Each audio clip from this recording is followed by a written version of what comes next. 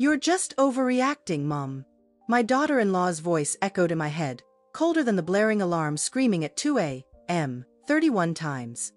That's how many times she had brazenly broken into my apartment in just 2 months. I had begged her, pleaded with her to stop. But all I got in return was a mocking smile and ruthless contempt. So I did something no one saw coming. And exactly 1 week later, everything changed the moment that alarm went off at 2 a.m. My name is Carol. I'm 62 years old. After 40 years of chasing discrepancies and auditing other people's chaos, I believed I had earned my silence. My apartment, Unit 4B, was my sanctuary. It was paid for, organized, and quiet. It was an asset I had spent a lifetime acquiring. But assets, as I learned, are vulnerable without proper security. The breach didn't happen with a crowbar or a picked lock. It happened with a silver key. A spare key I had given to my son, Lucas, 3 years ago. It was supposed to be an insurance policy for emergencies.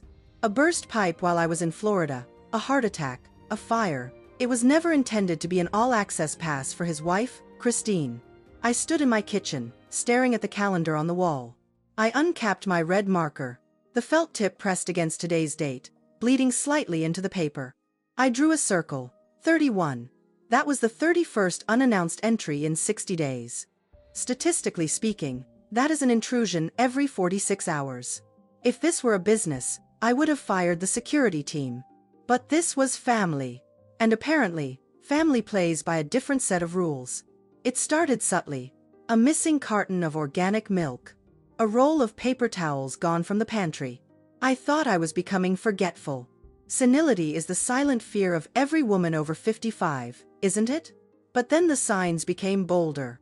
2 weeks ago, I came home early from my book club. I unlocked the door and froze. Music was blaring. Not music, just a repetitive, thumping bass line coming from my living room. There she was, Christine. She had pushed my vintage velvet armchair, the one my late husband, Arthur, used to read in, against the wall to make space. She had set up a ring light. She was dancing, or at least, flailing her limbs in a way that I assume is popular on TikTok. She didn't even stop when she saw me. She just waved, breathless and sweaty. "Oh, hey Carol. The lighting in here is actually surprisingly good for a dreary place," she said, checking her phone screen. "My followers love the spooky grandma core vibe." Spooky grandma core. That was what my life's work had been reduced to. Content. I walked into the kitchen, my heart rate climbing. My pantry door was open. A box of expensive crackers, the kind I save for special occasions, was ripped open on the counter. Crumbs were everywhere. It wasn't just the mess. It was the entitlement, the absolute lack of hesitation. She treated my home like a 24-hour convenience store where everything was 100% off. Lucas was no help. That evening, I called them over. I prepared a pot roast, trying to keep things civil. I wanted to handle this like a professional. Set boundaries, define terms. We sat at the dining table. The air was thick with the smell of rosemary and tension. "We need to talk about the key," I said, placing my napkin on my lap. I kept my voice steady. The voice of a woman who has stared down IRS auditors. "I value my privacy, Lucas. Christine has been coming over, frequently. Without asking." Lucas looked down at his plate, pushing a carrot around with his fork. He has always been like that. Avoidant, soft. I raised him to be kind, but somewhere along the way, kindness turned into weakness. "Mom," Lucas started, his voice barely a whisper. "She just gets lonely. And the apartment is so close to her gym." "It's not about the gym, Lucas. It's about respect," I said, turning my gaze to Christine. She was scrolling on her phone under the table. She didn't even look up. She took a sip of the wine, my wine, a vintage bottle I had been saving, and let out a sigh that sounded more like a groan of boredom. "Carol, honestly," Christine finally said, dropping her phone onto the table with a clatter. "You are overreacting. It's just a house. It's not the Pentagon." "It is my home," I corrected her. "And we are family." She threw her hands up, flashing a smile that didn't reach her eyes. It was a predator's smile, disguised as a daughter-in-law's affection. Then, she said the words that made my blood run cold. "Everything comes to us eventually anyway, right? Lucas is your only son. So really, what's yours is mine. We're just sharing. Silence stretched across the room. It wasn't a warm silence. It was the cold, calculating silence of a realization. She didn't see me as a person. She didn't see this apartment as a home. She saw a warehouse of future assets that she was simply accessing early. She saw me as a placeholder, an obstacle that hadn't yet been removed. I looked at Lucas, waiting for him to defend me. Waiting for him to say, "No, Christine, that's mom's stuff." He just took a bite of roast beef and chewed slowly, eyes fixed on the tablecloth. That was the moment. The specific second when the ledger shifted. I didn't yell. I didn't demand the key back right then and there. I knew, with the instinct of someone who has seen thousands of fraudulent tax returns, that asking for the key would only make them aggressive. They would lie. They would make copies. "I see," I said softly. "I suppose. Family is important." Christine smirked. Victorious. She thought she had won. She thought the old lady had folded. Tonight, looking at the red circle on the calendar, I felt the weight of that moment again. Intrusion number 31. I walked to the window. The city lights of Chicago blinked back at me, indifferent. I touched the cool glass. My reflection looked tired, yes. But the eyes were alert. They think I am helpless. They think I am just a lonely widow filling up space until I expire. I let out a long breath, watching it fog up the glass. If they want to treat my life like a business transaction, fine. I will treat them like an audit. And anyone who knows me knows one thing. I never fail to find the discrepancies. But for now, I just capped the marker. The ink was dry, the circle was closed. I have a feeling tomorrow will bring something worse. I can feel it in my bones, like a storm front moving in. The 30-second time won't just be about crackers or TikTok videos. I turned off the kitchen light, leaving the red circle glowing in the dark. The war for my sanity didn't begin with a shout. It began with my reading glasses. I have been a creature of habit since 1985. My glasses live on the nightstand. My keys hang on the brass hook by the door. My wallet stays in the top drawer of the console table. This is not obsessive, compulsive behavior. This is efficiency. When you spend your life balancing balance sheets, you learn that everything has a place. A designated row, a specific column. But 3 weeks ago, my glasses were not on the nightstand. I searched for an hour, feeling that prickly heat of panic rising on the back of my neck. I found them in the refrigerator. They were sitting right next to the carton of almond milk. I stared at them, condensation forming on the lenses. A cold dread settled in my stomach. Did I do that? I tried to retrace my steps. I had made coffee. I had opened the fridge. But why would I put my glasses in there? Then, it happened again. My wallet, the leather one Arthur gave me for our 25th anniversary. It wasn't in the console drawer. I turned the apartment upside down. I felt my heart hammering against my ribs, an erratic rhythm of fear. Is this it? I thought. Is this the early onset? Is my mind finally unraveling like a cheap sweater? I found the wallet in the bathroom cabinet, tucked behind the extra rolls of toilet paper. And then, the keys, found in the trash can, buried under coffee grounds. For a week, I walked around my own home like a ghost, terrified to touch anything. Terrified that my own brain was betraying me. I saw the look in Lucas's eyes when I told him. It wasn't sympathy. It was a strange, muted resignation. "Mom," he said one evening, his voice dripping with that suffocating, fake concern. Maybe it's too much for you here. The apartment. Keeping track of everything." He slid a glossy brochure across the coffee table. Sunrise Haven Assisted Living. The people on the cover were smiling, playing chess, and looking medicated. "It's for your safety," Christine chimed in. She was eating an apple from my fruit bowl, crunching loudly. "We're just worried you might hurt yourself. Or start a fire. You know how forgetful you're getting." Forgetful. That word hung in the air. A label they were eager to stick on my forehead. But that night, as I lay in bed, staring at the ceiling, my accountant's brain kicked in. The part of me that looks for patterns in the numbers. The part of me that knows there is no such thing as a coincidence when it happens 3 times in a row. The glasses. The wallet. The keys. All 3 incidents happened on Tuesdays and Thursdays. The days Christine came over to water my plants while I was at my volunteer job at the library. I sat up in bed. The fog of fear evaporated. replaced by the cold, hard clarity of logic. I wasn't losing my mind. I was being audited, and the figures didn't add up. The next morning, I didn't call the doctor. I went to the stationery store. I bought a small, black notebook. I labeled it, the incident log. I started tracking everything. October 12th, 10 a.m. I placed the remote control on the armrest. I took a photo of it with my iPad. October 12th, 11:30 a.m. Christine arrives. I go to the bathroom. October 12th, 11:35 a.m. I return.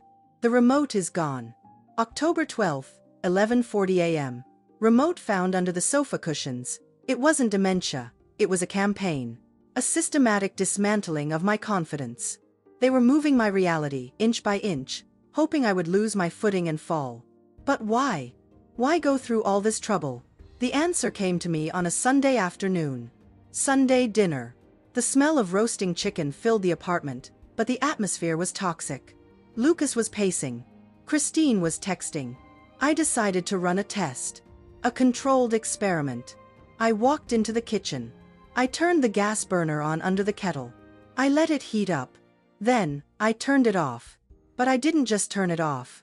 I deliberately left the knob slightly askew, just enough to look engaged, but the gas was cut. I knew the safety valve on my modern stove would prevent any leak. It was a visual trap. I went back to the living room and sat down.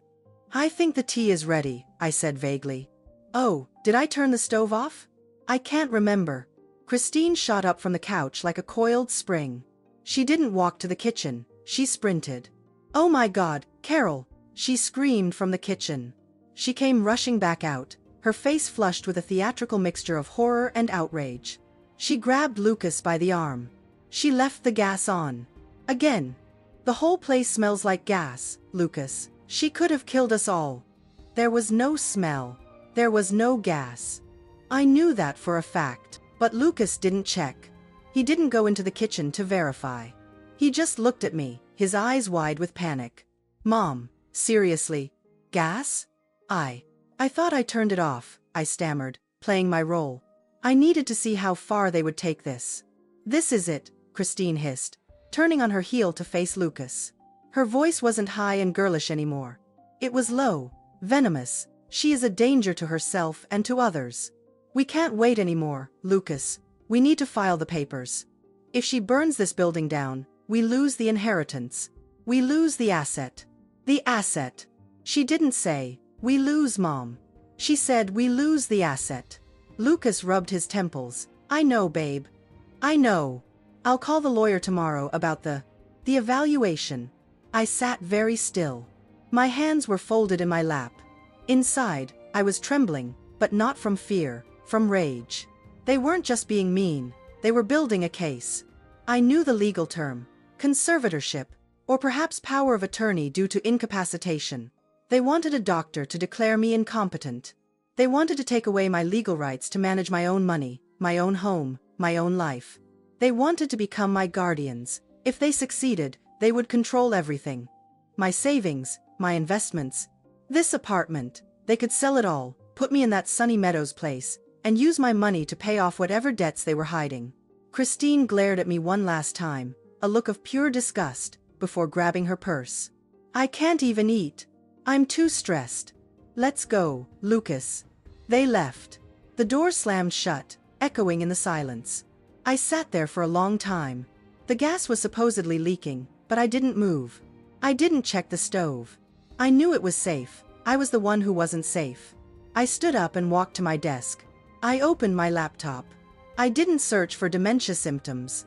I searched for hidden surveillance cameras, 4K resolution audio recording. My hands were steady as I typed in my credit card number. They wanted to prove I was crazy? Fine. I would prove they were liars. I am not a mother anymore. Not right now. I am an auditor. And I have found a massive discrepancy in the books. It is time to gather the evidence. I closed the laptop and looked at the black notebook on my desk. The incident log. This wasn't just a diary, it was Exhibit A.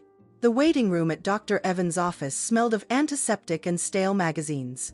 I was supposed to be there for an hour, a routine checkup on my blood pressure. But the doctor had an emergency surgery, and the receptionist, a kind girl with bright pink nails, rescheduled me for next week. I was home 40 minutes early. Fate, it seems, has a cruel sense of timing. I unlocked the front door of apartment 4B. I didn't call out. I didn't announce, "Honey, I'm home," like they do in the sitcoms. Over the last few weeks, silence had become my defense mechanism. I slipped off my loafers and placed them on the mat. I moved down the hallway in my socks, making no more sound than a shadow. I heard a floorboard creak. It came from the master bedroom. My bedroom. My heart did a strange little flip in my chest. A burglar, in broad daylight? But then I heard the voice. It wasn't a stranger's voice. It was a voice that grated on my nerves like sandpaper on glass. "Christine." I crept closer. The bedroom door was slightly ajar, leaving a gap of about 2 inches. I pressed myself against the wall, holding my breath. I felt ridiculous, like a spy in my own home, but the knot in my stomach told me to look. I peered through the crack. Christine was sitting at my vanity table. It was an antique piece Arthur had restored for me. She had my jewelry box open, the mahogany one with the velvet lining. Her fingers, tipped with long acrylic nails, were rooting through the compartments. She wasn't looking for costume jewelry. She was looking for the good stuff. Then, she found it. She pulled out the small navy blue box from the back corner. My breath hitched. That box held my engagement ring and wedding band. I hadn't worn them since Arthur passed away 5 years ago. They were too heavy, not in grams, but in memories. Christine opened the box. The solitaire diamond caught the afternoon sun streaming through the window. It sparked with a brilliance that seemed out of place in her greedy hands. She slipped it on her finger. She held her hand out, admiring the rock, turning it this way and that. Lucas was there too. He was standing by the door, his back to me. He was shifting his weight from foot to foot, looking at the floor, looking at the ceiling, looking anywhere but at the theft occurring in front of him. "It's a little loose," Christine said. Her voice was casual. Dangerously casual. But nothing a jeweler can't fix when they resize it for sale. Sale. The word hit me like a physical blow. "Christine," Lucas mumbled, his voice thick with hesitation. "Mom. Mom loves that ring. Dad gave it to her." Christine spun around in the swivel chair. She looked at him with eyes that were cold and flat. "So what?" she snapped. "Look at the bills, Lucas. Look at your credit card statement. We are drowning. And she has this. This rock sitting in a box doing nothing." She stood up and walked over to him, flashing the ring in his face. "Besides," she said, and her voice dropped to a conspiratorial whisper that I will hear in my nightmares for the rest of my life, "sooner or later, the old lady is going to die anyway. Probably sooner, with the way her mind is going. Why wait for probate? This ring alone could pay off the Visa and the MasterCard. She keeps it for sentimental value? What a waste." I waited. I waited for Lucas to yell. I waited for him to snatch the ring off her finger. I waited for him to say, "Don't you dare talk about my mother dying." I waited for my son. But Lucas just sighed. He slumped his shoulders, a gesture of total, pathetic defeat. He didn't say yes. But he didn't say no. His silence was my execution. Something inside me broke. It wasn't a loud crack. It was a soft, final severance. Like a boat untying from the dock and drifting away into the dark ocean. The mother who cooked pot roasts, the mother who wrote checks for college tuition, the mother who forgave every mistake. She died in that hallway. Tears pricked my eyes, hot and stinging. I wanted to burst in there. I wanted to scream. I wanted to slap the ring off her hand. But then, the auditor took over. The part of me that spent 40 years detecting fraud pushed the grieving mother aside. "Don't," the voice in my head commanded. "If you go in there now, you get a scene, you get tears. You get lies. They will say they were just cleaning. They will gaslight you again. No. Emotional reactions are liabilities. We need evidence. We need a strategy. We need a liquidation plan." I stepped back. One silent step. Then another. I turned and walked back down the hallway, placing my feet carefully on the solid parts of the floor to avoid the creaks. I reached the entryway. I put my loafers back on. I opened the front door and closed it. Click. I walked to the elevator. I pressed the button. I didn't look back at apartment 4B. I walked 3 blocks to a coffee shop called The Grind. It was noisy. The espresso machine hissed. Students were typing on laptops. It was the perfect place to bury a scream. I ordered a black coffee, no sugar, no milk. I needed the bitterness. I sat at a corner table and took out my phone. My hands were shaking, but my mind was crystal clear. It was a terrifying clarity, the kind you get when you survive a car crash and realize you are still alive. I scrolled through my contacts until I found the name. Alice Stone, attorney at law. Alice was my old college roommate. She was a shark, in a silk suit. She handled divorces and estate battles for the wealthiest, nastiest families in Chicago. I hadn't called her in years because I thought my life was too peaceful for her skill set. I pressed call. It rang twice. Carol? Alice's voice was raspy, confident. To what do I owe the pleasure? You finally ready to join me for a margarita? I looked at the steam rising from my cup. I thought about the ring on Christine's finger. I thought about Lucas's silence. Not a margarita, Alice, I said. My voice sounded strange to my own ears. It was devoid of warmth. It was metallic. I need your help. I need to hire you. Okay, Alice said, her tone shifting instantly to professional alertness. What's the situation? I want to initiate a full forensic audit, I said, staring at a young couple laughing at the next table. I want to audit the life of my son and his wife. I want to know every debt, every loan, every lie. And Alice? I'm listening. I need you to help me build a trap, a legal one. I'm going to liquidize some assets. Alice didn't ask why. She didn't tell me to calm down. She knew me. I'll clear my schedule for tomorrow morning, Alice said. Bring the paperwork. I hung up. I took a sip of the black coffee. It burned my tongue. It felt good. The mother was gone. The auditor was in charge now, and the audit was going to be brutal. Information is not just power. In my line of work, it is ammunition. After the incident with the ring, I didn't sleep. Instead, I turned my dining room table into a war room. The curtains were drawn. The only light came from my laptop screen and a single desk lamp. I had a pot of coffee, black as tar, and a legal pad.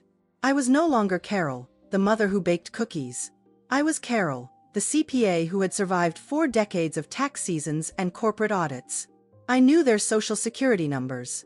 I had filed their taxes for years, up until 2 years ago when Christine insisted they handle it themselves. That was my first mistake, letting them go dark. But in the digital age, nothing is truly hidden. Not if you know where to look. I started with public records, property taxes, liens, court filings. Then, I utilized a few professional subscriptions I still maintained, databases that track credit histories and asset liquidations. It is amazing what you can find when you simply follow the money. Or in this case, the lack of it. I watched the printer spit out page after page. Each sheet was a testament to a life built on quicksand. The first thing to crumble was the illusion of their success. Christine posted photos on Instagram of their new BMW X5. Caption: hard work pays off. The reality: it was a lease. A high-interest lease signed by a dealership that preys on people with bad credit, and they were 3 months behind on payments. The repo man wasn't just a threat. He was probably already circling their block. I picked up the credit report for Lucas. My heart didn't break. It calcified. A credit score of 520. In America, that is financial leprosy. There were credit cards, Amex, Visa, Discover, all maxed out. But the purchases weren't for essentials. They were for designer handbags, 5-star dinners, and trips to Cabo. They were living like millionaires on a minimum wage reality. But then, I found the cancer, the thing that was truly killing them. I saw a series of transfers from their joint account to an offshore entity.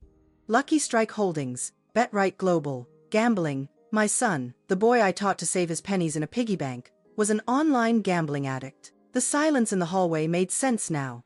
Lucas wasn't just henpecked. He was compromised. He had gambled away their safety net, and Christine was the one holding the shovel as they dug the hole deeper. I lined up the papers. It was a perfect timeline of destruction. August, Lucas loses $5,000 on sports betting. September, they stop paying the car lease. October, Christine starts entering my apartment with a spare key. The pattern was undeniable. This wasn't about groceries or using my Wi-Fi. It wasn't even about greed, really. It was desperation. Pure, unadulterated panic. They were drowning. They needed cash, fast, to keep the wolves at bay. My apartment wasn't a home to them. It was a piggy bank they were waiting to smash open. I took a sip of cold coffee. It tasted bitter, like the truth. I continued to dig. I needed to know the extent of the damage. I needed to know if I was safe. I wasn't. I found a document from 6 months ago. It was a small claim for a minor car accident involving my old sedan, which I had signed over to Lucas years ago but was still under a family policy umbrella. There was a signature at the bottom of the settlement release form. Carol A. Miller. I stared at it. The loops on the C were perfect. The slant was identical to mine. It was a masterpiece of forgery. If I hadn't been looking for it, I would have thought I signed it myself. Christine. She had practiced. She had studied my hand. She had forged my signature to collect a check for $1,200 from the insurance company. It was a small amount. But in the eyes of the law, the amount doesn't matter. Fraud is fraud. This was the smoking gun. This was the steel trap snapping shut. They weren't just bad with money. They were criminals. And they had dragged me into their web without me even knowing. If they could forge a signature for a fender bender, what else could they do? A power of attorney document. A do not resuscitate order. A chill went down my spine that had nothing to do with the air conditioning. I sat back in my chair. The room felt very large and very empty. I looked at the stack of papers. This was my son's life, a tragedy of errors, ego, and deceit. I felt a wave of nausea. I wanted to cry. I wanted to call him and scream, "Why? Why did you do this?" I wanted to write a check, pay off the debts, and beg them to stop. That is what a mother does. She fixes things. She cleans up the mess. But then I remembered the ring. I remembered Christine's voice. Sooner or later, the old lady is going to die anyway. I remembered Lucas standing there, saying nothing. They were banking on my death. Literally banking on it. I closed the folder. I picked up the red marker, the same one I used to mark the calendar. I wrote one word on the cover of the dossier: terminated. I wasn't going to fix this. I wasn't going to bail them out. You don't subsidize a sinking ship, you get off it. I had a plan. A plan that required absolute precision. I needed to protect my assets. I needed to protect my future. And unfortunately, that meant I had to destroy theirs. I stood up and walked to the sideboard. There was a framed photograph there. It was taken 10 years ago at Lucas's college graduation. He looked so proud. I looked so happy. We were a family. I picked up the frame. I looked at that boy one last time. "I'm sorry," I whispered to the smiling face in the glass. "But that boy is gone." I placed the frame face down on the wood. A soft thud echoed in the quiet room. There was no turning back now. The audit was complete. The findings were conclusive. It was time for the liquidation phase. Alice Stone's office looked exactly like her, sharp, expensive, and intimidating. It was on the 35th floor of a glass tower downtown, offering a view that made the cars below look like ants. I sat opposite her, watching the nib of her fountain pen scratch across the thick, cream-colored paper. "Done," Alice said, capping the pen with a satisfying click. She slid the file toward me. "Congratulations, Carol. As of this moment, Apartment 4B is no longer a private residence. It is now the registered satellite office and secure archive facility for Miller Forensic Accounting, LLC. I picked up the document. The legal language was dry, but to me, it read like poetry. By designating the apartment as a place of business holding sensitive financial records, we had changed the game. Breaking into a grandmother's house is a local police matter. Breaking into a federally insured tax firm's secure storage is something else entirely. "And the lease upstairs?" I asked. Alice tapped her iPad. "Executed." The management company was thrilled to lease the penthouse. Apparently, at $5,000 a month, they don't ask too many questions about why a single woman needs 4 bedrooms and a terrace. I nodded. It was an extravagant expense, yes, but it was a necessary business cost. I needed to be close. I needed to be in the building to oversee the operation, but I needed to be unreachable. "You realize," Alice said, leaning back in her leather chair, "that once we initiate this, there is no going back. If they breach that door, they are committing a felony, not a misdemeanor." "A felony?" I looked her in the eye. "Alice, they forged my signature. They stole my husband's ring. We are long past misdemeanors. Alice smiled. It wasn't a warm smile. It was the smile of a predator recognizing another predator. Good. I'll file the paperwork with the county clerk. Go set your stage. The next 48 hours were a blur of calculated movement. I became a ghost in my own building. I operated mostly at night, between the hours of 1 a.m. and 3 a.m., when the hallways were silent and the neighbors were asleep. I used the service elevator. I didn't hire movers. I couldn't risk the witnesses. Instead, I moved only the essentials: my clothes, my laptop, Arthur's urn, the few photo albums I couldn't bear to leave behind. I ferried them from the 4th floor up to the 40th. The penthouse was breathtaking. Floor-to-ceiling windows, marble floors, and a silence so profound it felt holy. It was a blank slate, a clean balance sheet. But my focus remained downstairs. I stripped apartment 4B. I donated the old furniture to a charity that does quick pickups. The velvet armchair, the dining table, the rugs, all gone. I emptied the cupboards. I cleared the bathroom vanity. By Friday afternoon, the apartment was unrecognizable. It was a white box, cold, empty, echoing, except for the centerpiece. It arrived at noon on a dolly pushed by 2 men who looked like they lifted trucks for fun. "Where do you want it, lady?" one of them grunted. "Living room," I instructed. "Center of the floor. Bolt it down." It was a TL-30 rated commercial safe. 5 feet tall, 800 pounds of reinforced steel. It was the kind of safe used by jewelers and banks. It was fireproof, drill-proof, and blast-resistant. The men drilled into the concrete subfloor, securing the behemoth with anchor bolts thick enough to hold a bridge. When they left, the apartment felt different. The safe sat there like a monolith, an altar to greed. I walked over to it. I ran my hand over the cold, gray metal. Then, I reached into my purse and pulled out the sticker Alice had given me. It was red and white, made of heavy vinyl with industrial adhesive. I peeled the back off and smoothed it onto the center of the safe door, right at eye level. Property of Miller Forensic Accounting LLC, contains federal tax records and sensitive data. Tampering prohibited under 18 U.S.C. Section 1361 and 18 U.S.C. Section 1702. Warning: GPS tracking activated.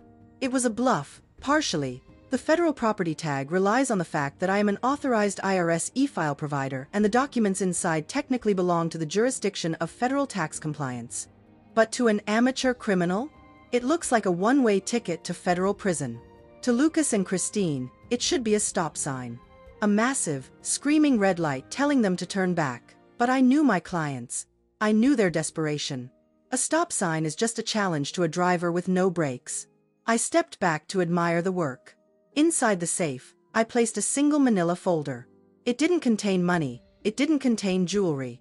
It contained the dossier I had compiled, the credit reports, the gambling logs, the proof of forgery, and one final document, a handwritten letter from me, formally severing all financial and personal ties.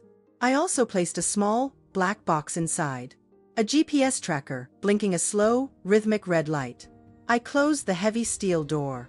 I spun the combination dial. Left, right, left, click. The trap was set. I took one last look around the empty apartment. The afternoon sun hit the dust motes dancing in the air. It looked lonely. It looked sad. But to me, it looked like a clean slate. I walked to the front door. I checked the hidden camera I had installed in the smoke detector. The green light was taped over, invisible to the naked eye. But I checked the feed on my phone. Crystal clear. I stepped out into the hallway and locked the door. I didn't put the key in my pocket. I wouldn't be needing it. I walked to the elevator and pressed the button for the 40th floor. As the doors closed, sealing me off from the 4th floor, I felt a strange sense of peace. The audit was over. The liquidation was complete. Now, it was time for the restructuring. I took out my phone and composed a text to Lucas. I hesitated for a second, my thumb hovering over the screen. The mother in me flinched. But the auditor remembered the ring on Christine's finger. I hit send. The bait is in the water. The trap was built. The safe was bolted down. Now, I had to place the cheese. I stood in the center of the empty living room in apartment 4B. On the kitchen counter, tucked behind a vase of artificial flowers, sat a small, round device. A puppy cam. Christine had given it to me last Christmas, claiming it was so I could check on my cat, Whiskers, when I went to the store. But Whiskers died 3 years ago. I knew what the device really was. It was a listening post. A Wi-Fi-enabled ear that allowed her to monitor my apartment from her smartphone. I had almost thrown it out months ago, but the auditor in me said, wait, assets can be liabilities, but liabilities can also be leveraged. Today, that little camera was my microphone. I took a deep breath. I smoothed my blouse. I wasn't just Carol the accountant anymore. I was Carol the actress. I pulled my phone out of my pocket and held it to my ear. There was no one on the line, of course. I was talking to the dial tone. I don't care what the bank policy is, Mr. Henderson, I shouted. My voice boomed in the empty apartment. I made sure to face the kitchen, projecting my voice directly toward the puppy cam. I paused, counting to 3, imagining a flustered banker on the other end. I am done with banks, I continued, pacing back and forth. I saw the news, the economy is crashing. I want my money where I can see it. All of it. Another pause. Yes, I counted it, $500,000. Every penny of Arthur's life insurance and my retirement fund. I let the number hang in the air. 500,000. To a drowning woman like Christine, that wasn't just money. It was oxygen. It's in the safe right now, I said, lowering my voice to a harsh whisper, leaning closer to the counter. And that's where it stays until tomorrow morning. I'm leaving, Mr. Henderson. I bought a condo in Boca Raton. I'm driving down to Florida at dawn. I'm changing my number. I am done with this family. They won't see a dime. I pretended to listen for a moment longer. Let them sue me. Possession is 9/10 of the law. Goodbye. I ended the fake call and tapped the screen hard, making a loud click. My heart was racing. Lying does not come naturally to me. I prefer spreadsheets where the numbers always tell the truth. But this lie was necessary. It was the only way to force their hand. I picked up my purse. I looked around the apartment one last time. It felt strange to leave it like this. Empty, cold, a stage set for a tragedy. I took out my phone again. This time, I sent a real text message to Lucas. Lucas, I am going away for a few days to clear my head. Do not come over to water the plants. I have taken care of everything. Do not disturb me. Sent. That text was the final nail. By telling him not to come, I was guaranteeing that he would. It is the basic law of reverse psychology, amplified by the panic of losing a $500,000 payday. I walked to the door. I flipped the light switch. Darkness swallowed the room, save for the faint, menacing glow of the streetlights filtering through the blinds, illuminating the steel outline of the safe. I locked the door behind me. I didn't rush. I walked calmly to the elevator. I pressed the button for the 40th floor. The ride up was smooth. My ears popped as the elevation changed. With every floor I ascended, I felt a layer of guilt peeling away. I had given them every chance.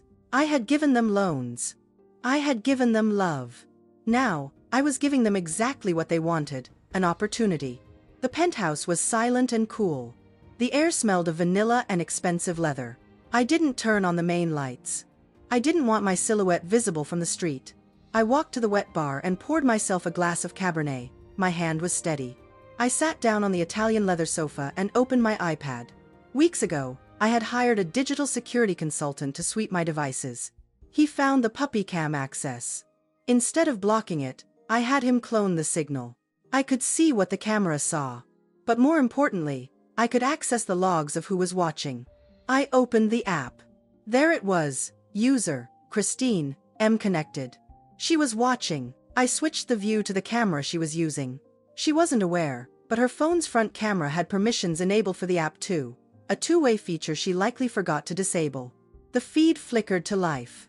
My stomach dropped. They were in their living room.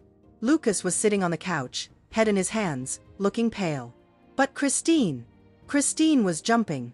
She was literally jumping up and down in the middle of the room. She looked manic.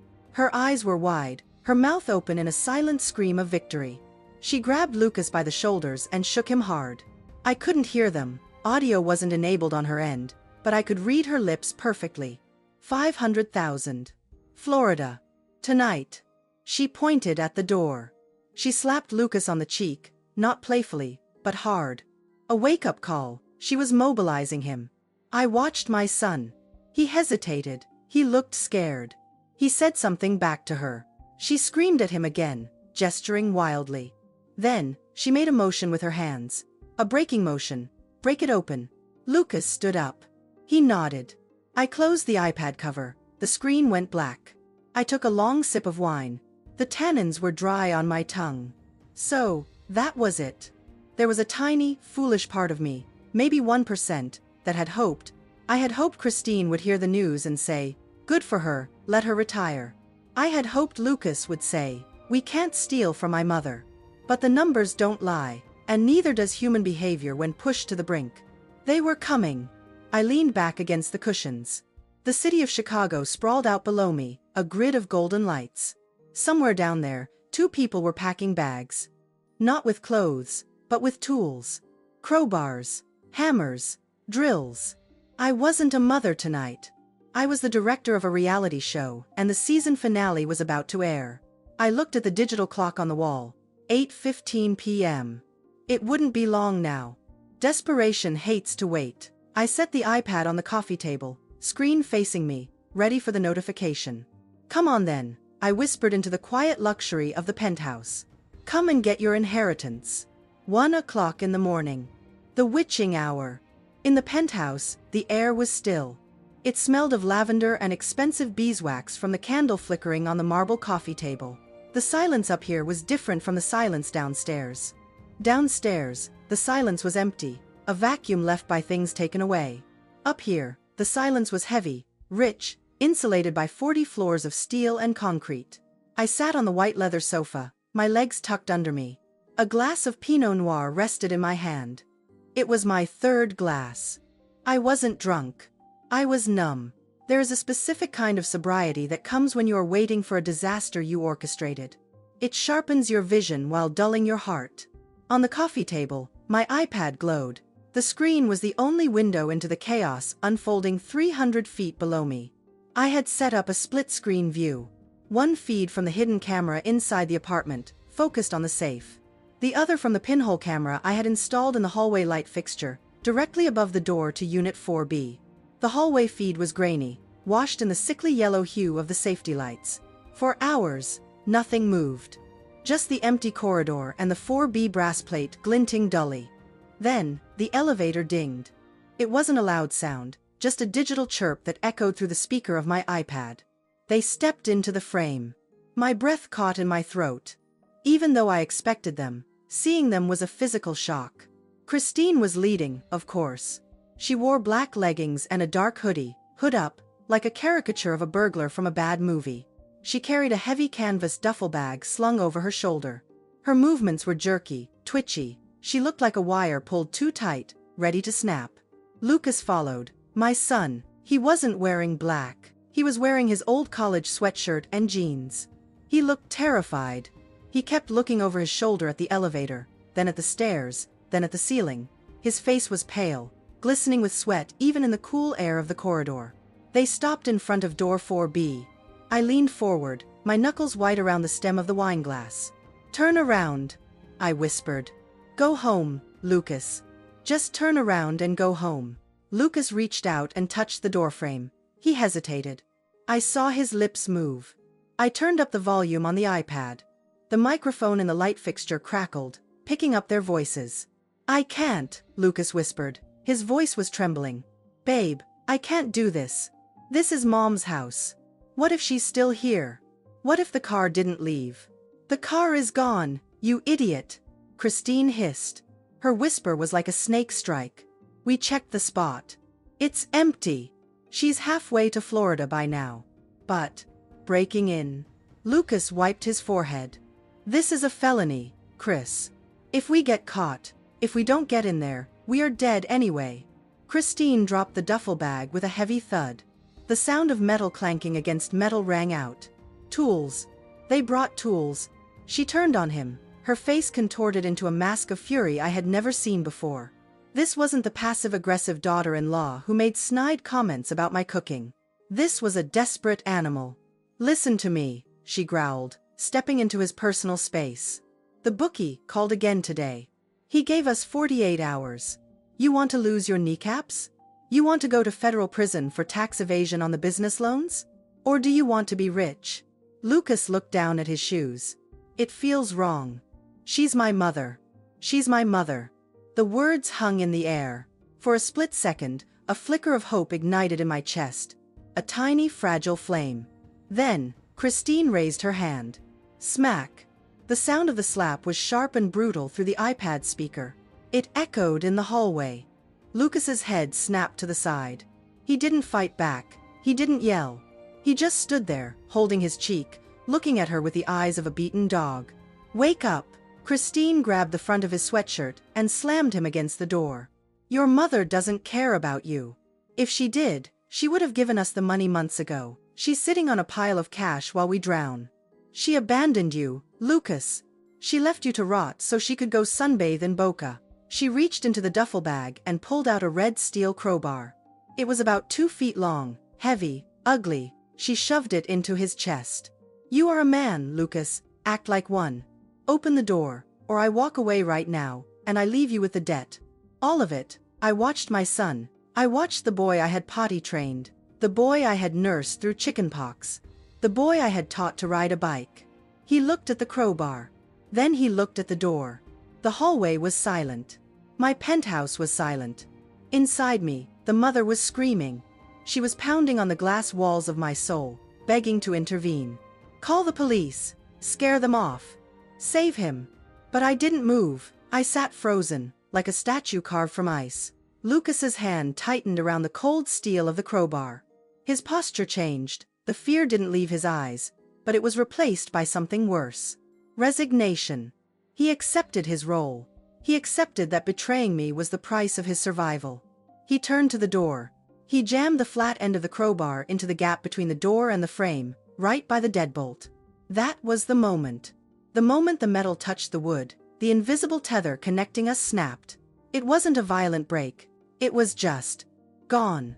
The affection, the worry, the maternal instinct to protect him from the world, it all evaporated, leaving behind a cold, clear void. He wasn't my son anymore. He was a perpetrator. And I was the witness.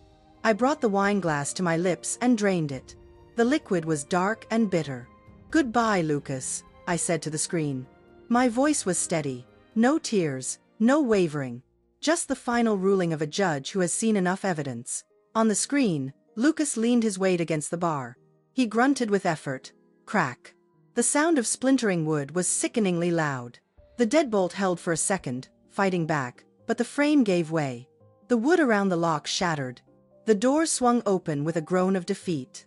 They were in. Christine didn't wait. She shoved past him, kicking the broken splinters aside, rushing into the darkness of apartment 4B. Lucas stood in the doorway for 1 second longer.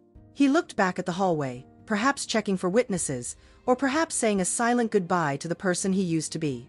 Then, he stepped over the threshold and disappeared into the shadows. The hallway was empty again. The broken door hung ajar, a gaping wound in the side of the building. I set the empty glass down on the marble table. The sound was a sharp clink. The waiting was over. The trap had been sprung.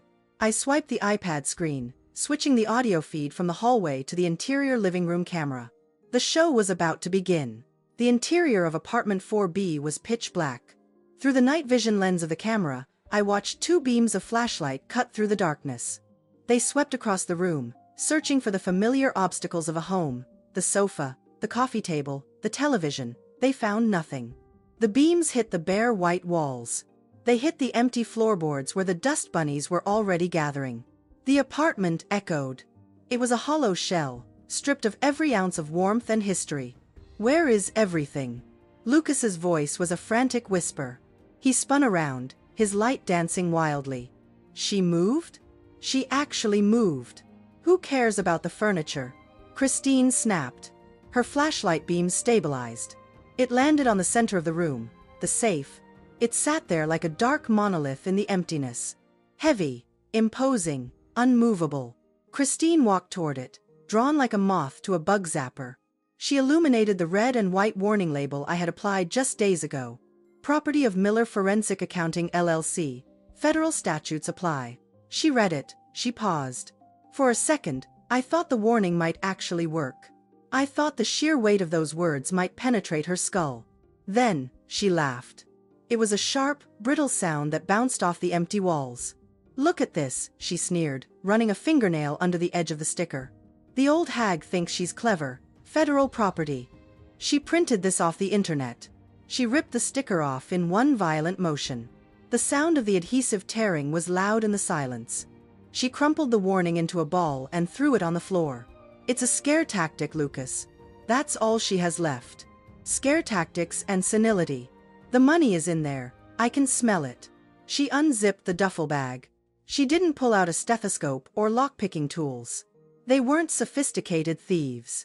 They were brute force marauders. She pulled out a heavy-duty industrial drill. It was wired to a portable battery pack. She attached a diamond-tipped cobalt bit, the kind used for masonry and hardened steel.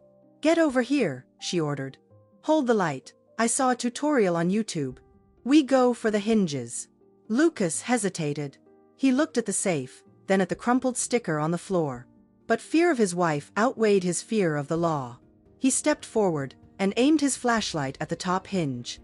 The drill whined to life. The sound began as a low hum, then escalated to a high-pitched scream as metal met metal. I turned the volume down on my iPad. Even through the speakers, the noise was excruciating. It was the sound of violence. They weren't just drilling into a box. They were drilling into the heart of my privacy. Smoke began to rise from the hinge. I watched Lucas coughing, waving the fumes away, but he didn't stop. Christine leaned her entire body weight into the drill. Her face was contorted in a mask of pure greed. She looked demonic in the harsh uplight of the flashlight. One hinge gave way with a loud pop, then the second. It took them 20 minutes, 20 minutes of grinding, screeching, and sweating. Finally, the door of the safe groaned. It slumped forward, no longer held by the steel pins. "Yes," Christine screamed. "Yes." She dropped the drill on the floor. It clattered loudly. She grabbed the heavy steel door and wrenched it open. I leaned closer to my screen. This was it. The moment of truth. They expected stacks of $100 bills. They expected velvet bags of diamonds. They expected salvation. Lucas shone the light inside. The safe was empty. Well, not entirely. In the center of the bottom shelf sat a single, thick, manila folder. And next to it, a small black box with a red LED light that blinked in a slow, steady rhythm. "What is this?" Christine's voice cracked. It went up an octave. "Where is the cash? Where is the jewelry?" She plunged her hands into the safe, feeling around the empty corners, scratching at the metal walls as if the money were invisible. Nothing. She grabbed the manila folder. She ripped it open, papers flying out and scattering onto the floor. She snatched up the top document. It wasn't a bearer bond. It wasn't a check. It was a credit report. Her credit report. She grabbed the next one. A foreclosure notice for a property I didn't even know they tried to buy. She grabbed the third one. A printout of Lucas's gambling losses from BetRight Global, highlighted in neon yellow. And finally, the letter. My letter. I watched her eyes scan the page. I knew the words by heart. To the occupants of this facility, you are not reading a will. You are reading an invoice. The contents of this safe, my assets, were liquidated and moved to an undisclosed trust 48 hours ago. What you hold in your hands is the only inheritance you will ever receive. The truth about your own financial ruin. I have resigned as your mother. I am now your creditor. Christine stood frozen. The paper shook in her hands. "No," she whispered. "No, no, no." Lucas picked up the black box. He stared at the blinking red light. "Chris." Lucas stammered. His face was gray. "This isn't a timer. This is a GPS tracker. It's transmitting." "Shut up," she shrieked, throwing the papers at him. "We have to find the money." She hid it somewhere else. "Check the vents. Check the floorboards." She was manic. She was spinning in circles, kicking the empty air. I reached out and tapped the microphone icon on my iPad. I activated the talk function on the smart home speaker hidden in the ceiling vent of apartment 4B.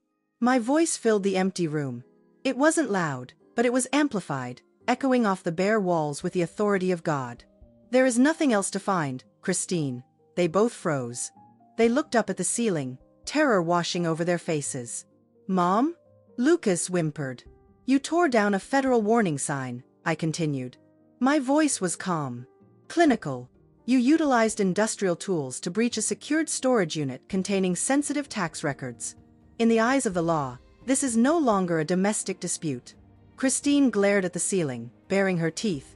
You witch! Where is the money? The police were notified the moment the GPS tracker detected vibration, I said. They are not coming to check on a noise complaint. They are coming for a felony in progress. You're lying, Christine screamed. We're leaving. Come on, Lucas. She grabbed her bag. She grabbed Lucas's arm. They turned toward the broken door. But they were too late.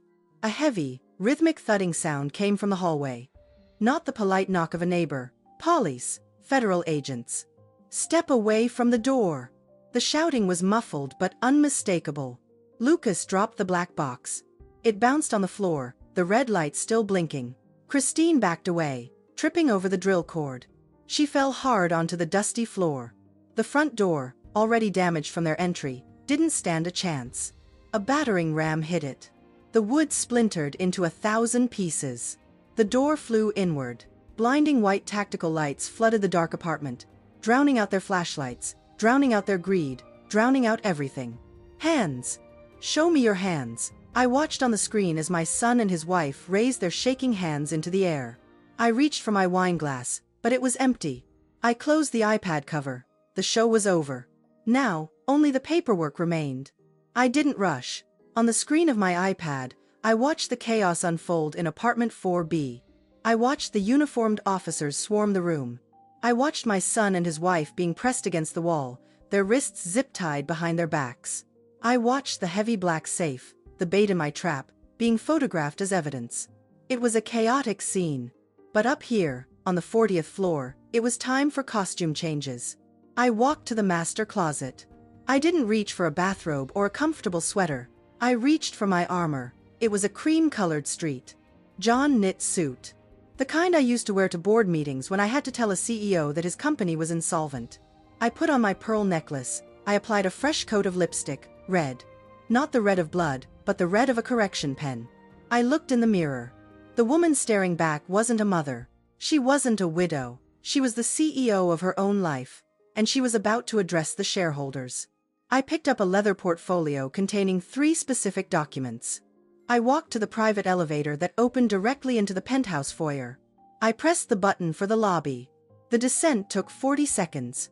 40 seconds to mourn the son I had lost. 40 seconds to prepare for the defendant I was about to face. The elevator doors slid open. The lobby of the building was a theater of the absurd. It was 2:15 a.m., but the space was bright with a strobe light flashing of red and blue from the police cruisers parked outside the glass doors. The doorman, Henry, looked terrified. A dozen residents from the lower floors had gathered, wearing pajamas and clutching robes, their phones held high to record the drama. And there, in the center of the marble floor, were the stars of the show. 2 police officers were escorting Lucas and Christine toward the exit. They looked disheveled. Christine's hair was wild, her mascara smeared across her cheeks like war paint.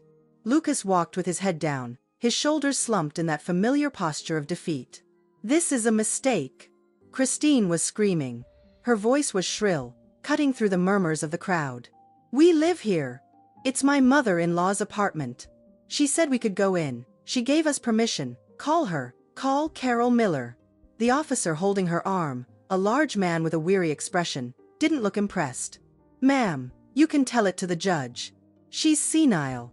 Christine shrieked, twisting her body to look at the neighbors. She forgot.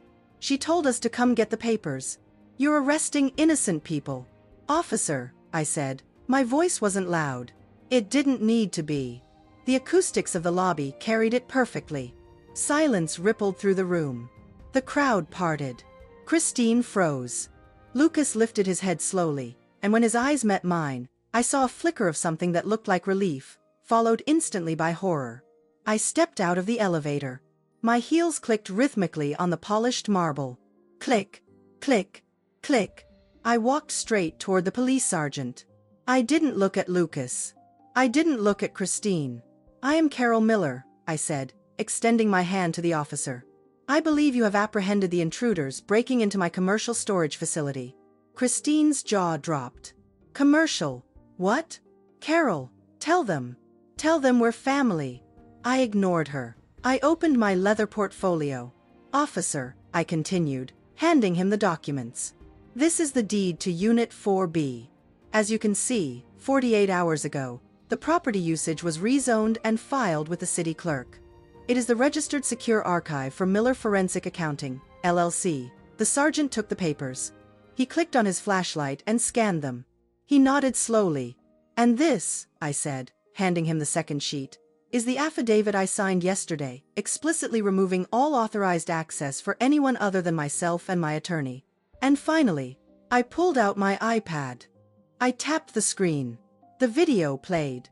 It showed the timestamp, 1:15 a.m.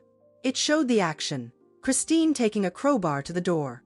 It showed the intent, the drill grinding into the safe. I turned the screen so the sergeant could see it. I also turned it just enough, so Christine could see it. This is not a domestic dispute, Sergeant, I said, my voice cold and crisp.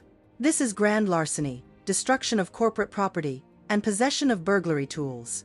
They bypassed a federal warning sign to drill into a safe they believed contained $500,000 in cash. It was our money, Christine screamed. The desperation in her voice was ugly. She said it was for us. She tricked us. I finally turned to look at her. I looked at the woman who had eaten at my table. The woman who had worn my husband's ring on her finger. I tricked you? I asked. I raised an eyebrow. Christine, did I hand you the crowbar? Did I plug in the drill? Did I force you to break down a door in the middle of the night? You set a trap. She spat. A trap only catches a rat if the rat takes the cheese, I replied. You thought I was in Florida. You thought the apartment was empty. You weren't coming to visit your mother-in-law. You were coming to rob a defenseless old woman. I turned to the neighbors who were filming. Let the record show, I said, addressing the room, that they didn't call me to ask for help. They didn't knock. They broke in to steal my retirement. To steal the security my husband worked 40 years to provide. A murmur of disgust went through the crowd. I heard someone whisper, trash. I heard another say, that poor woman. Christine looked around. She saw the phones. She saw the judgment in the eyes of the strangers. Her narrative was crumbling. She wasn't the victim of a senile old lady. She was a predator caught in the spotlight. She slumped. The fight went out of her. She began to sob, but it wasn't the crying of remorse. It was the crying of a child who had been told no for the first time in her life. Then, there was Lucas. He hadn't spoken a word. He stood there, the handcuffs cutting into his wrists, staring at me. He looked like he was 5 years old again, standing over a broken vase, waiting for the punishment. The sergeant signaled to his partner. Read them their rights. Take them in. Wait, I said. The officer paused. I walked over to Lucas. I stood 2 feet away from him, close enough to smell the sweat and the fear radiating off him. He was crying silently. Tears tracked through the dust on his face, dust from drilling into my safe. Mom, he whispered, I'm sorry. She said we had no choice. The debt, there is always a choice, Lucas, I said softly. I reached out. For a second, he leaned in, thinking I was going to touch his cheek, thinking I was going to comfort him. I reached past him and straightened the collar of his sweatshirt. I brushed a speck of drywall dust off his shoulder. I spent your entire life trying to protect you, I said. I paid for your school. I paid for your car. I paid for your mistakes. I thought I was being a good mother. I looked him deep in the eyes. But I was just an enabler. I was funding your weakness. Mom, please. He choked out. Don't let them take me. It's prison, Mom. I can't go to prison. You built your own prison, Lucas, I said. Brick by brick, loan by loan, lie by lie. Tonight, you just finally locked the door. I stepped back. The physical distance between us felt like an ocean. I taught you how to walk, Lucas, I said, my voice trembling slightly for the first time. I held your hand so you wouldn't fall, but when it mattered most, you chose to kneel. He sobbed, his body shaking. You chose to kneel before greed. I continued, my voice hardening again into steel. You chose to kneel before a woman who despises you. You chose to be a thief instead of a son. I looked at the officers. Get them out of my lobby. Mom! Lucas screamed as they grabbed his arms. Mom! Please! Christine was screaming profanities now, cursing me, cursing the building, cursing the world. I didn't blink. I didn't look away. I watched as they were dragged through the glass doors. I watched as they were shoved into the back of the patrol cars. I watched the red and blue lights flash one last time before the cars pulled away, disappearing into the Chicago night. The lobby fell silent. The doorman, Henry, cleared his throat. Miss Miller? Are you okay? Do you need a chair? I looked around. The neighbors were staring at me with a mixture of awe and fear. They saw an old woman in a knit suit, but they sensed the shark beneath the water. No, Henry, I said. I don't need a chair. I smoothed my skirt. I adjusted my pearls. I need a locksmith, I said calmly. And I need someone to clean up the dust in Unit 4B. It's a place of business, after all. We can't have it looking untidy. I turned my back on the glass doors. I walked to the elevator. I stood there, waiting for the car to arrive. My back was straight, my chin was up. Inside, my heart was a crater of ash. The pain was there, a dull, throbbing ache that I knew would last for the rest of my life. I had just sent my only child to jail, but as the elevator doors opened, reflecting my image in the brass finish, I saw something else. I saw a woman who was free. I stepped into the elevator and pressed the button for the 40th floor. Going up, the seasons in Chicago are distinct. They don't bleed into one another. They change with a violent shift of wind. Winter is brutal, but when spring arrives, it feels like a pardon from the governor. It has been 6 months since the night the door to apartment 4B was shattered. The legal system, much like an audit, is slow, tedious, and filled with paperwork. But the results, when they finally come, are absolute. Christine didn't get the millions she dreamed of. She got a verdict. Her lawyer tried to plead ignorance, tried to paint me as a confused elderly woman who entrapped them. But the evidence I had compiled, the credit reports, the gambling logs, the forged insurance checks, and the video of her wielding a drill like a weapon, was insurmountable. She was convicted of felony burglary, destruction of property, and 3 counts of identity theft. The judge, a stern woman who seemed to dislike Christine's attitude as much as I did, sentenced her to 48 months in a federal correctional facility. I didn't go to hear the sentencing. I read about it in the newspaper while sipping my morning tea. Lucas fared differently. Because he had no prior record, and because he cooperated fully after the arrest, his attorney cut a deal. A plea bargain, 5 years of probation, mandatory restitution. But the part of the sentence that satisfied me most wasn't mandated by the court. It was mandated by the reality of his situation. He is currently residing at the High Plains Recovery Center in Montana. It is a working ranch for men recovering from gambling and substance addiction. There is no Wi-Fi, there are no smartphones, there are no betting apps, there is only physical labor, shoveling stalls, repairing fences, waking up at dawn. For the first time in his 32 years, my son is learning that $1 is measured in sweat, not in clicks. And as for me, I did exactly what I promised. I liquidated everything. I sold the apartment building. The market was hot, and a developer bought it for a sum that would have made Christine faint. But that money didn't go into a trust fund for Lucas. It didn't go into a savings account for a rainy day. I created the Arthur and Carol Miller Scholarship Fund. It provides full tuition for first-generation college students who want to study finance and economics. Kids who know what it means to struggle. Kids who will value the education because they earned it, not because they were born into it. It is the best investment I have ever made. I sat on the balcony of the penthouse. I decided to keep the lease for 1 more year. I like the view. I like being above the noise.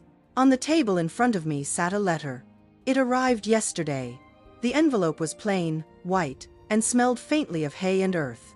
The handwriting was messy, likely because his hands were calloused and sore. I picked it up and read it for the 3rd time. Dear Mom, my back hurts. My hands are blistered. I hate the food here. But I slept through the night last night. For the first time in years, I didn't wake up checking the odds on a soccer game in Japan. I didn't wake up terrified of a debt collector. I know I broke your heart. I know I broke the door. I don't expect you to reply to this. I just wanted you to know. SB, you were right. I was kneeling. I'm trying to stand up now. It's hard, but I'm trying. Love, Lucas. I didn't cry. The tears were all used up months ago. Instead, I felt a warmth in my chest, a quiet, steady warmth. I folded the letter carefully. I didn't reach for a pen to write back. Not yet. In accounting, when a company goes bankrupt, you don't just hand them more capital immediately. You watch the restructuring.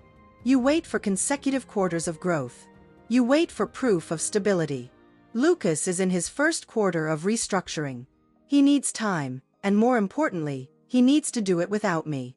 I opened the drawer of the outdoor table and placed the letter inside, right next to my passport. My passport is getting a lot of use lately. I just returned from a wine tour in Tuscany. Next month, I'm going to a pottery retreat in Santa Fe. I joined a book club, a real one, where we actually discuss the books instead of gossiping about our daughters-in-law. I realized something profound in these last few months of silence. We, as mothers, often confuse love with protection. We think that by shielding our children from the rain, we are keeping them safe. But trees need rain to grow roots. If you shield a tree forever, the first strong wind will knock it over. I shielded Lucas for too long. I paid his debts. I hid his mistakes. I didn't raise a man. I raised a dependent. The night I called the police, that wasn't an act of cruelty. It was the most loving thing I have ever done. I let the wind hit him. I let him fall. And now, he has to learn how to pick himself up. The sky to the east began to lighten. A bruised purple faded into a soft, hopeful pink. The sun was coming up over Lake Michigan. I looked down at my left hand. The gold band and the diamond engagement ring sat there on my finger.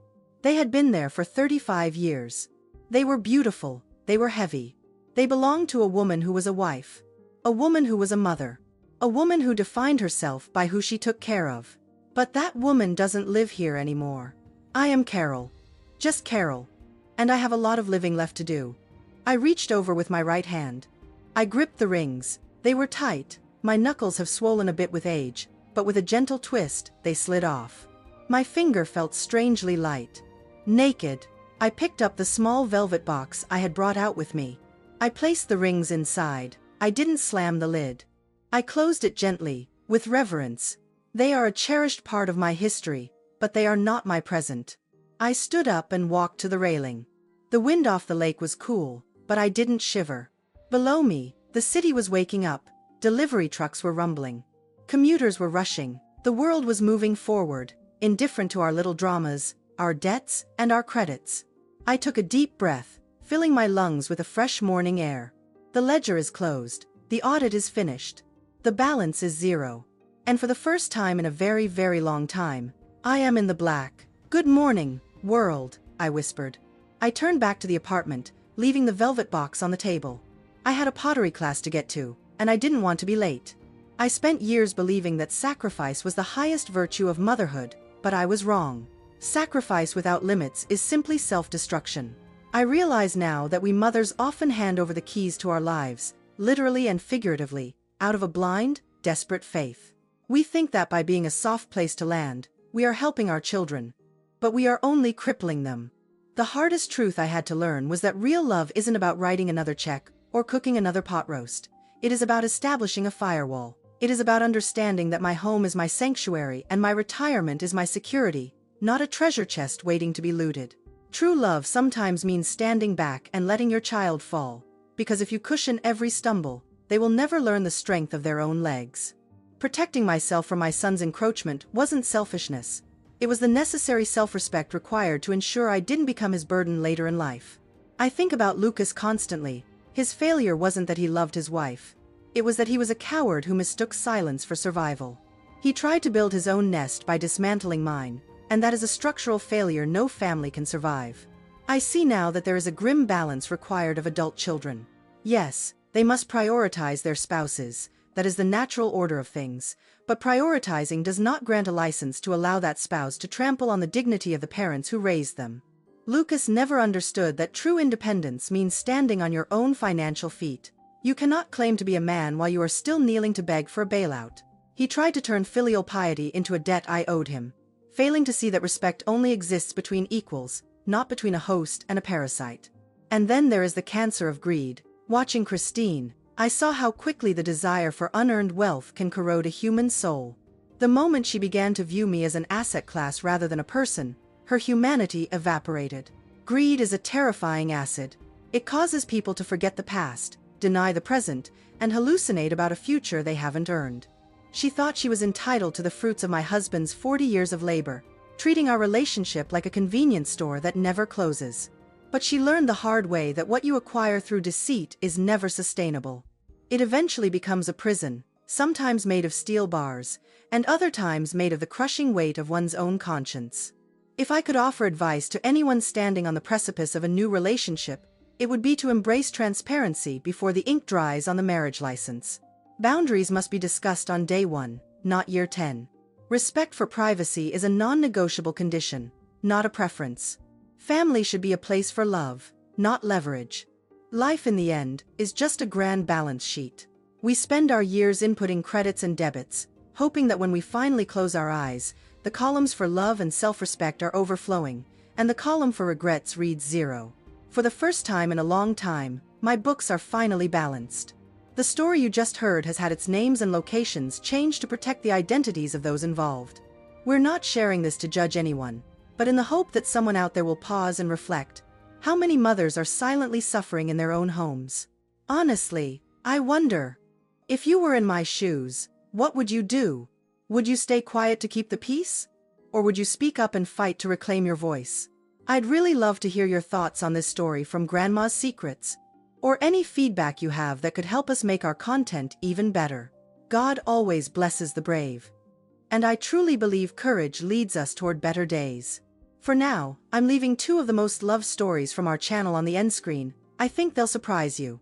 Thank you for staying with me until this very moment. If this story touched your heart, please hit like, subscribe to the channel, and turn on the notification bell so you won't miss what's coming next.